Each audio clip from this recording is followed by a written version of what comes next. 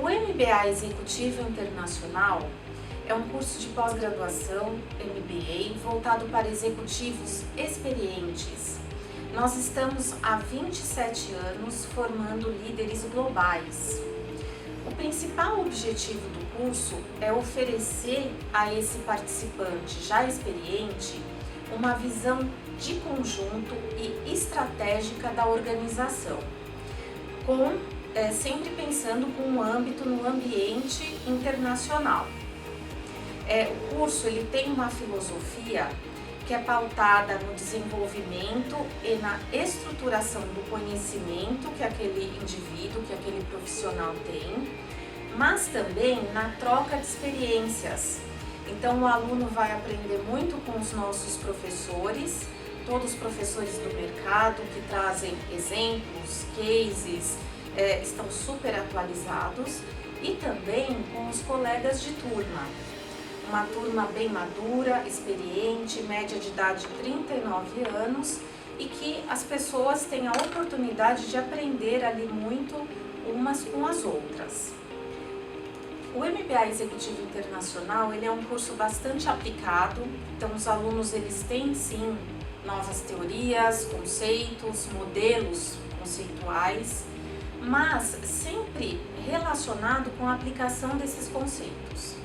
Então, o que nós dizemos, a orientação para os nossos professores e o feedback dos nossos alunos é que todo o conteúdo que é visto, debatido durante o fim de semana de aulas pode já ser aplicado imediatamente, logo após a aula, na organização, na empresa onde o estudante atua. Então ele tem uma carga de aplicação muito forte,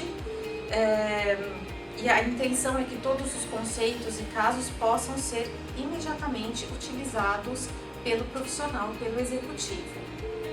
Se tratando de um curso para altos executivos, é importante discutir o mindset para o futuro, né? Questões de como se analisar o macroambiente, como analisar oportunidades e ameaças e principalmente a integração desses assuntos com a estratégia corporativa, né? A integração de todos os aspectos discutidos lá fora e conectados ao processo estratégico. Isso se dá de uma abordagem diferente que o nosso curso apresenta, quando coloca as disciplinas relacionadas à economia, a desafios para o futuro, à estratégia no início do curso.